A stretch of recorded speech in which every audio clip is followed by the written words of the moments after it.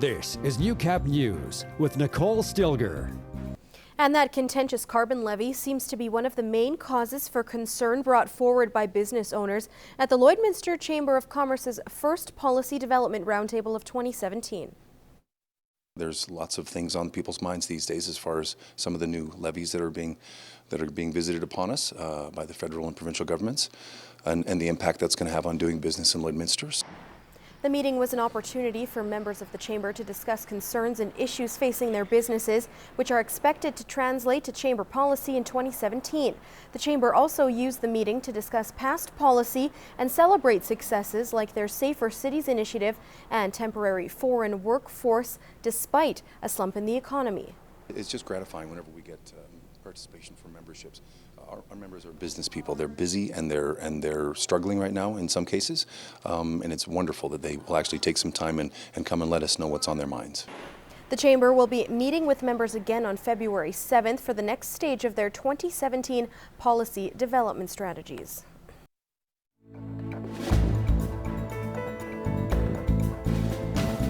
The Lloydminster Men's Shelter is settling into the new year along with the rest of the city, but the cold temperatures are forcing the shelter to open its doors earlier than normal. Josh Ryan explains. January is a time of adjustment for many businesses and organizations. The men's shelter is no different, as Executive Director Heather Gray is prepared to have double the staff next week to account for winter weather. By Wednesday and Thursday of next week, we're supposed to be down in the close to -30. And so then we'll start looking for more staff. The shelter doesn't allow residents in until 5 p.m. However, cold temperatures will shift those hours. If it's -20, we let them come in at 1, and when it gets to -25 or more, then we'll stay open 24 hours. Keeping people from being outside for too long is critical in the winter as the damage to exposed areas increases. No wind and your skin freezes in a minute to 2 minutes. With wind chill it could be even less than a minute. You could have frozen skin or frozen exposed parts of the body. Normally, shelter residents are outside throughout the day, often looking for work, but at this time of the year, getting across the city becomes a hazard. That gets difficult when it's cold and you're out walking around. And there's always a lot of time to fill in during those hours. Gray says Lloydminster was incredibly generous over the holidays, but that they are never without need of assistance. There was a couple of the schools, one local business donated to us, but we are always in need of donations. And if people are found having been outside for too long, getting them warmed up must be a gradual process. If their whole body is cold, and warm them up at a temperature of anywhere from 39 to 43, 44, not much warmer than that. And the slow warming helps the circulation and they get better. Josh Ryan, Newcap News. And while 2016 was difficult for some, that wasn't the case for the SPCA, who experienced a record-breaking year.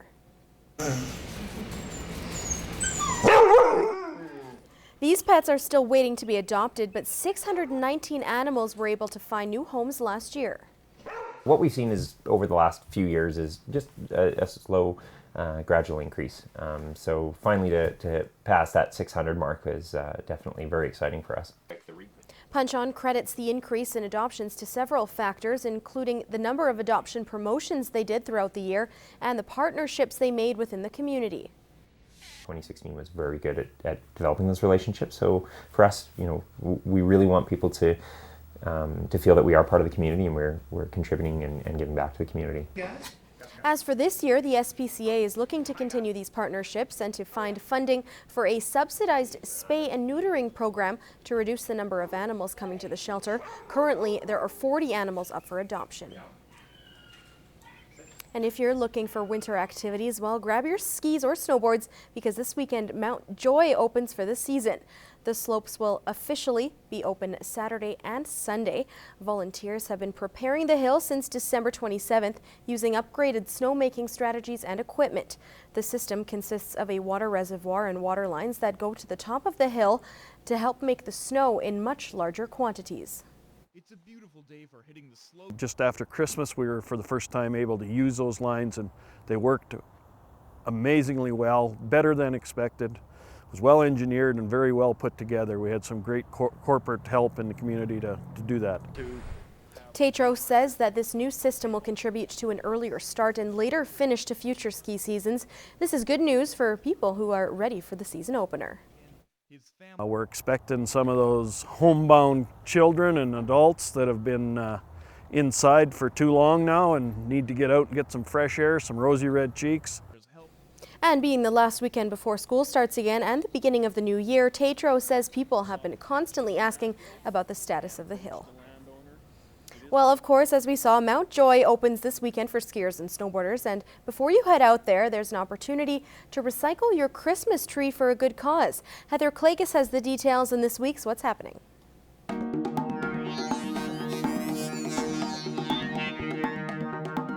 We've had a little bit of snow. The temperature has been cold. It's been perfect snowmaking conditions for the folks at Mount Joy Snow Resort. This weekend is their opening weekend, so you'll be able to head out with the whole family and hit the slopes. And you know what? If it's your first time skiing or snowboarding, they have their snow school as well. So you'll be able to get a lesson, then head on down the slopes. It's going to be open tomorrow and Sunday from 10 a.m. until 4 p.m. Really easy to find too. Just 20 minutes southwest of Lloydminster. You can head to Mount Joy this weekend for their opening weekend.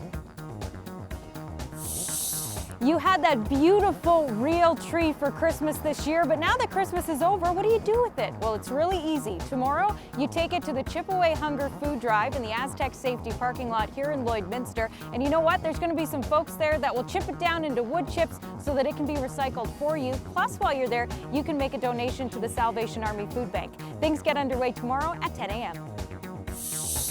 The average person puts on about a pound over the holiday season. Well, we've got the solution. Dance it off with your copy of Much Dance 2017. There's huge hits on here from Pink, Ariana Grande, Britney Spears, Meghan Trainor. The list just goes on and on. If you want a copy, it's really easy. All you have to do is email your name and daytime phone number to tvcontests@newcap.ca. And we want to say thanks to John at Universal Music Canada for setting us up with the music. Sunday morning, you can start your day with a delicious pancake breakfast here at the Legacy Centre. They start serving up at 9:30. Well, whatever you choose to do this weekend, I hope you have a great one. I'm Heather Klages, and that's what's happening.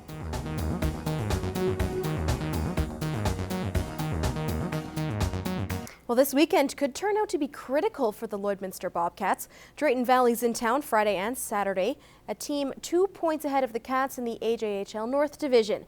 2 wins would get Lloydminster out of last place, but as December's results showed, winning isn't easy. Lance Phillips has more. December was a tough month for the Bobcats. Not only did the team play 9 games in 8 different cities, they struggled, winning 2 and losing 7 over that stretch. Upon reflection, it was easy to point out what went wrong. You know, some games the effort was there and we didn't come up on top, and some games we just didn't bring it. And the 0-5 was probably told us, you know, if we bring our intensity level up every game, we have a shot at winning no matter who we're playing. Well, you know, we couldn't start games, you know, the way we wanted. Like, towards the end of the games, we'd always start to come on, but, you know, we got to play a full 60 minutes if we want to get wins in this league. But, you know, I think the boys, they're all wanting it, and we're trying to make a push for the playoffs, and we'll see how it turns out. I think it'll be good. We got the guys in that locker room. You know, we've shown it numerous nights that we can play with a lot of hockey teams, a lot of good hockey teams. It's just, you know, to be more consistent. Losses in 2 close games, coupled with the knowledge of what needs to be done, leaves room for optimism. Playing on the road for 8 straight games always brings the opportunity to realize positives off the ice. You know, we got closer as a group. We learned that, you know, you got to compete every night. I thought we got off to a great start on the road. We won our first 2 games. You know, I was like, whoa, you know, we got a chance to go 500 maybe. And, you know, it didn't work out the way we wanted it. Talking to many of the players, they act and carry themselves like a top-tier team. And the Christmas break may have been exactly what was needed for this team to realize its full potential. I think it'll help these young guys and get them, you know, rejuvenated for the second half. And, you know, I'm expecting big things. You know, they're a talented group in there, and you know, they want to win. A lot of rookies are on this team, and I really believe that we're a really highly skilled team in this league. You know, our record isn't, you know, showing it, but I think that this break is really important for the guys, just especially for a lot of these guys, it's their first year away from home, and for morale and stuff. I think the guys will be really bring the intensity in the second half of the season and show that skill, and hopefully we can have a good push for the playoffs here. Lance Phillips, Newcap Sports, Lloydminster.